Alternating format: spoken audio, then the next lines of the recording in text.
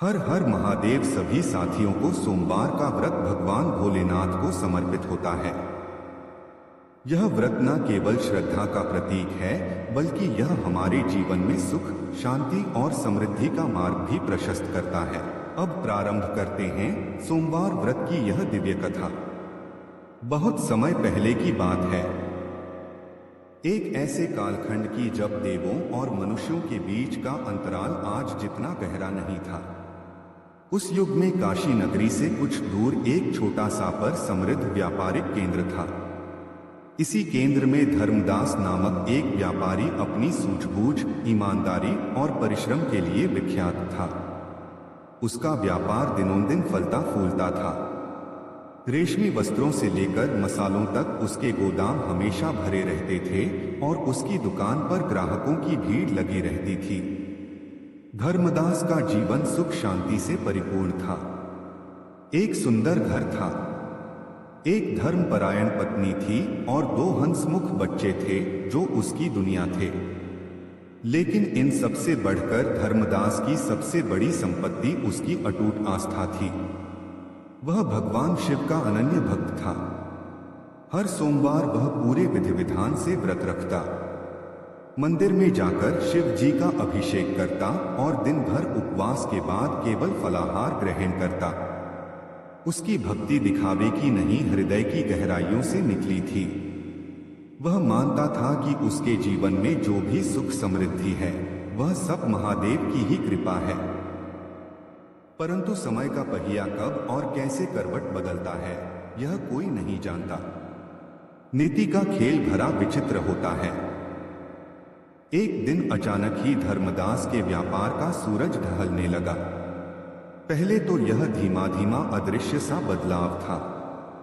बाजार में मंदी का दौर आया।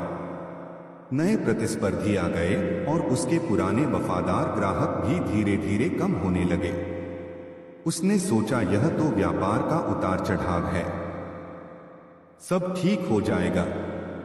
उसने और परिश्रम किया, नई नीतियां अपनाई, परंतु परिणाम निराशाजनक रहे। 1 साल बीता, फिर दूसरा साल। जो व्यापार कभी मुनाफे की बहार लाता था वह अब सूखे पत्तों की तरह झड़ने लगा। गोदाम खाली होने लगे, दुकान पर ग्राहकों की चहल पहल कम हो गई और मुस्कुराहटें फीकी पड़ने लगी। धर्मदास ने अपनी सारी जमा पूंजी व्यापार को बचाने में लगा दी। उसने अपने मित्रों, रिश्तेदारों से कर्ज लिया। सोचा कि एक बार फिर से प्रयास करेगा, बस एक बार। लेकिन विधाता को कुछ और ही मंजूर था। उसके सारे प्रयास रेत की दीवार से ढह गए। अंततः वह दिन भी आ गया जब धर्मदास का व्यापार पूरी तरह से ठप हो गया। उसकी दुकान पर ताला लग गया। लोगों का कर्ज चुकाना मुश्किल हो गया और एक एक करके उसकी सारी संपत्ति बिक गई। सबसे दर्दनाक क्षण तब आया जब उसका पैतृक घर भी हाथ से निकल गया। जिस घर में उसके बच्चों की किलकारियां गूंजा करती थी, जहां उसकी पत्नी ने सुख दुख के पल बिताए थे, उसे छोड़कर एक छोटे से जीर्ण शीर्ण किराए के मकान में जाना पड़ा। धर्मदास जो कभी सम्मान और समृद्धि का प्रतीक था, अब कर्ज में डूबा दर दर ठोकर खाता एक साधारण व्यक्ति बन गया था। उसके बच्चे भूखे रहते, उसकी पत्नी की आंखों में हमेशा चिंता की छाया रहती। समाज में भी उसकी प्रतिष्ठा धूमिल हो गई थी। लोग उसे देखते तो सहानुभूति कम, तिरस्कार ज्यादा दिखाते। कई लोग ताने मारते, देखो महादेव के भक्त हैं पर महादेव भी इनके काम ना आए। उसके मन में भी कभी कभी गहरा अंधेरा छा जाता। क्या सचमुच मेरी भक्ति में कोई कमी थी? क्या महादेव ने मुझे त्याग दिया? लेकिन नहीं, यह विचार क्षणिक थे। उसके हृदय के किसी कोने में आस्था का एक छोटा सा दीपक अब भी टिमटिमा रहा था।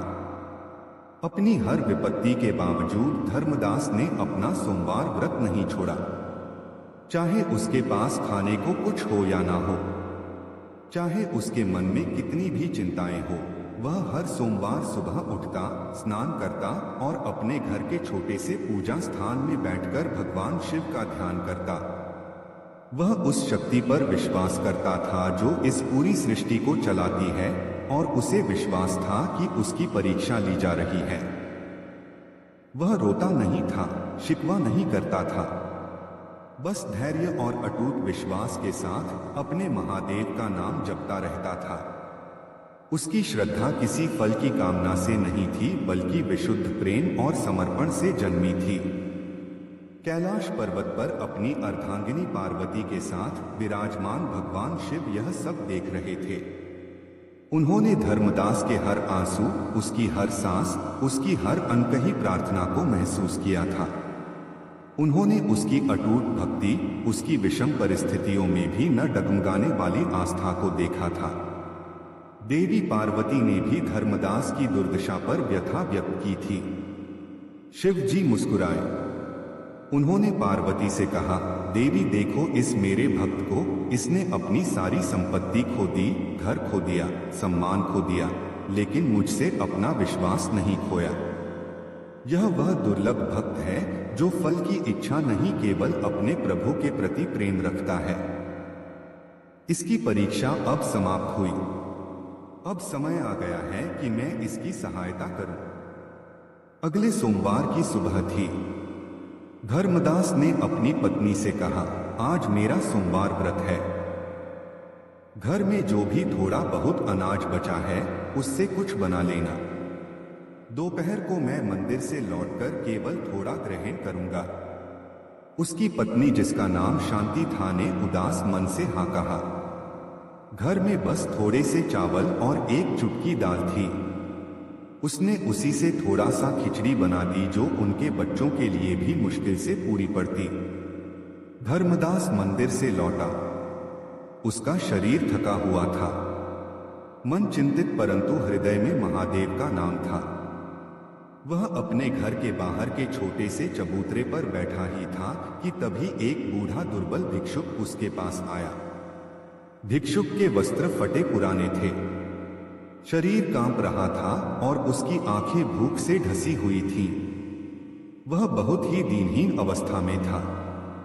भिक्षुक ने करहाती हुई आवाज में कहा, हे पुत्र, मैं कई दिनों से भूखा हूं। मेरा शरीर अब ढाने लगा है। क्या तुम्हारे घर में मुझे एक निवाला मिल सकता है? मेरे पेट में आग लगी है। प्रभु तुम्हें भला करे। धर्मदास ने उस भिक्षुक को देखा। अपने मन में उसने सोचा, आज मेरा व्रत है और घर में जो थोड़ा सा भोजन है वह भी मेरे बच्चों के लिए पर्याप्त नहीं है। ऊपर से मैं खुद भूखा हूं। यह विचार एक क्षण के लिए उसके मन में आया, लेकिन तुरंत ही उसने उसे झटक दिया। उसके भीतर का सच्चा शिव भक्त जाग उठा। उसने सोचा, यह तो महादेव का ही रूप है जो मेरी परीक्षा लेने आया है। मैं कैसे एक भूखे को अपने द्वार से खाली हाथ लौटा सकता हूं, खासकर तब जब मेरे प्रभु अतिथि देवो भव का संदेश देते हैं। उसने तुरंत अपनी पत्नी को आवाज दी, शांति देखो, एक भूखे अतिथि हमारे द्वार पर आए हैं। जो भी भोजन है सब ले आओ। शांति अंदर से आई। उसने भिक्षुक को देखा और उसका हृदय भी द्रवित हो उठा। उसने अपने पति से कहा, स्वामी, घर में बस इतनी सी खिचड़ी है जो बच्चों के लिए भी पूरी नहीं पड़ेगी। आप भी भूखे हैं और मेरा मन भी। धर्मदास ने स्नेहपूर्वक उसकी बात काटी। नहीं शांति, अतिथि देव का रूप होते हैं और यह तो अति दीनहीन दिख रहे हैं। इन्हें भोजन कराना हमारा परम कर्तव्य है। हमें चिंता नहीं करनी चाहिए। महादेव सब देखेंगे। उसने भिक्षुक की ओर मुड़कर विनम्रता से कहा, बाबा आइए, भीतर आइए। मेरे पास जो कुछ भी है मैं आपको सहज अर्पित करता हूं। भिक्षुक धीरे धीरे अंदर आया और चबूतरे पर बैठ गया। शांति ने अंदर से वह थोड़ी सी खिचड़ी एक पत्ते पर रखकर लाई। वह मुश्किल से एक व्यक्ति का पेट भर सकती थी, और वह भी किसी बच्चे का। भिक्षुक ने खिचड़ी को देखा। उसने धर्मदास से पूछा, पुत्र, क्या तुम सचमुच यह सारा भोजन मुझे दे दोगे? क्या तुम खुद नहीं खाओगे? और तुम्हारे बच्चे, मैंने सुना है कि तुम्हारा व्यापार भी ठप हो गया है और तुम खुद भी दिनों से भूखे हो। धर्मदास ने शांत भाव से उत्तर दिया, बाबा, आप सही कह रहे हैं। मेरा जीवन अभी कठिनाइयों से भरा है। मेरा व्यापार खत्म हो चुका है। मेरा घर छीन लिया गया है और आज मेरा सोमवार व्रत है। मेरे बच्चे भी भूखे हैं। परंतु मेरे धर्म ने मुझे सिखाया है कि एक भूखे को भोजन कराना सबसे बड़ा पुण्य है। अगर मैं इस थोड़े से भोजन को आपको नहीं दे पाता तो मेरे व्रत का क्या अर्थ, मेरी भक्ति का क्या मूल्य? महादेव से मैंने कभी कुछ मांगा नहीं, बस उन्हें प्रेम किया है। मुझे विश्वास है कि वह किसी को भूखा नहीं सोने देते। आप इसे ग्रहण करें। भिक्षुक ने फिर प्रश्न किया, पुत्र, क्या तुम्हें अपने भाग्य से कोई शिकायत नहीं? क्या तुम्हें महादेव पर क्रोध नहीं आता कि उन्होंने तुम्हें इस दशा में पहुंचा दिया? धर्मदास ने मुस्कुराते हुए कहा, शिकायत नहीं बाबा, कैसी शिकायत? यह सब मेरे कर्मों का फल होगा या शायद यह महादेव की ही परीक्षा होगी। मैं तो उनका दास हूं। सुख दुख सब उनकी ही माया है। हाँ, मेरा मन कभी कभी दुखी होता है, पर मेरा विश्वास कभी नहीं डगमगाता। मुझे पता है वह जो करते हैं अच्छे के लिए ही करते हैं। भिक्षुक ने एक गहरी सांस ली और धीरे धीरे उस थोड़ी सी खिचड़ी को खाने लगा। धर्मदास और उसकी पत्नी शांति उसे देखते रहे। उनके मन में एक अजीब सी शांति थी। भले ही उनकी अपनी भूख जल रही थी। जब भिक्षुक ने खिचड़ी पूरी कर ली तो उसने अपनी आंखें उठाई। उसकी आंखों में अब भूख की पीड़ा नहीं बल्कि एक दिव्य चमक थी। उसके दुर्बल शरीर से एक अद्भुत आभा निकलने लगी। फटे वस्त्रों के स्थान पर दिव्य वस्त्र प्रकट हुए। उसकी काया विशाल और तेजस्वी हो उठी। धर्मदास और शांति ने देखा और उनकी आंखें फटी की फटी रह गई। उनके सामने कोई साधारण भिक्षुक नहीं बल्कि स्वयं त्रिलोकीनाथ भगवान शिव अपने भव्य और ज्योतिर्मय रूप में खड़े थे। उनके मस्तक पर चंद्रमा, गले में सर्प, हाथ में त्रिशूल और डमरू सुशोभित था। उनकी जटाओं से गंगा प्रवाहित हो रही थी और उनका पूरा शरीर ब्रह्मांडीय ऊर्जा से दमक रहा था। धर्मदास और शांति भय और विस्मय से कांप उठे। वे तुरंत घुटनों के बल बैठ गए और हाथ जोड़कर सिर झुका लिया। उनकी आंखों से अश्रुधारा बह निकली। यह आनंद के आंसू थे, कृतज्ञता के आंसू थे और अपने प्रभु के दर्शन पाकर धन्य होने के आंसू थे। भगवान शिव ने अपनी गंभीर परंतु अत्यंत मधुर वाणी में कहा, उठो मेरे प्रिय भक्त धर्मदास, उठो मेरी पुत्री शांति।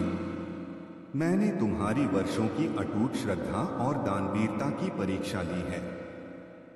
तुम इस परीक्षा में खरे उतरे हो। तुमने अपनी हर कठिनाई में भी मुझ पर विश्वास नहीं खोया और अपने अंतिम निवाले को भी एक भूखे को दान करने में संकोच नहीं किया। तुम्हारी यह निस्वार्थ भावना, तुम्हारी यह अटूट आस्था मेरे हृदय को छू गई है।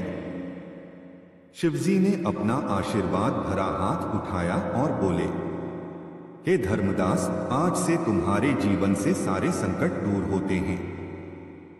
मैं तुम्हें वरदान देता हूं कि तुम्हारा खोया हुआ व्यापार न केवल वापस आएगा बल्कि पहले से 10 गुना अधिक फलेगा, फूलेगा। तुम्हारे सभी कर्ज माफ हो जाएंगे और जो तुम्हें अपमानित करते थे वे तुमसे क्षमा मांगेंगे।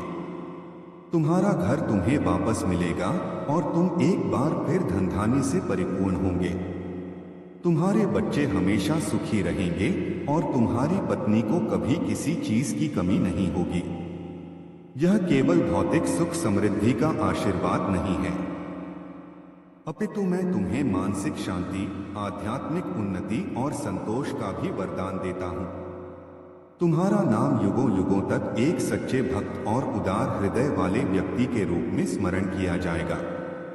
मेरा प्रेम और मेरा आशीर्वाद। इतना कहकर भगवान शिव अदृश्य हो गए, परंतु उनकी दिव्य आभा और उनके आशीर्वाद के शब्द धर्मदास और शांति के हृदय में गूंजते रहे।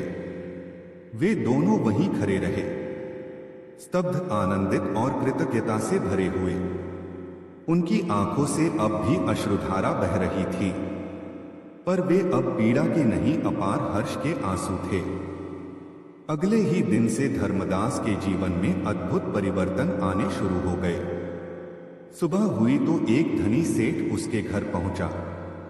वह सेठ धर्मदास का पुराना ग्राहक था, जिसे धर्मदास ने कभी मुसीबत में मदद की थी। सेठ ने कहा, धर्मदास भैया, मैंने सुना कि आपका व्यापार ठप हो गया है। मैं चाहता हूं कि आप मेरे साथ जुड़कर व्यापार करें। मैं आपको सारी पूंजी दूंगा और जो कुछ भी आपका कर्ज है वह भी चुका दूंगा। बस आप अपनी ईमानदारी और सूझबूझ से काम करते रहें। धर्मदास ने विनम्रता से सेठ के सामने अपनी सारी दशा बताई। सेठ ने मुस्कुराकर कहा, मुझे कोई फर्क नहीं पड़ता, मुझे आप पर पूरा विश्वास है। यह सुनकर धर्मदास की आंखों में विश्वास के आंसू आ गए। कुछ ही दिनों में सेठ की मदद से धर्मदास ने फिर से अपना व्यापार शुरू किया। इस बार महादेव के आशीर्वाद से उसका व्यापार इतनी तेजी से भरा कि उसने पिछले सारे नुकसानों की भरपाई कर दी। उसके नए उत्पाद, उसकी पुरानी साख और उसकी नई ऊर्जा सब मिलकर एक ऐसी सफलता की कथा लिखने लगे जिसकी किसी ने कल्पना भी नहीं की थी। उसके गोदाम फिर से भरे रहने लगे। उसकी दुकानें ग्राहकों से खचाखच भरी रहती। जो लोग उसे देखकर रास्ता बदल लेते थे, वे अब उससे सलाह लेने आते थे।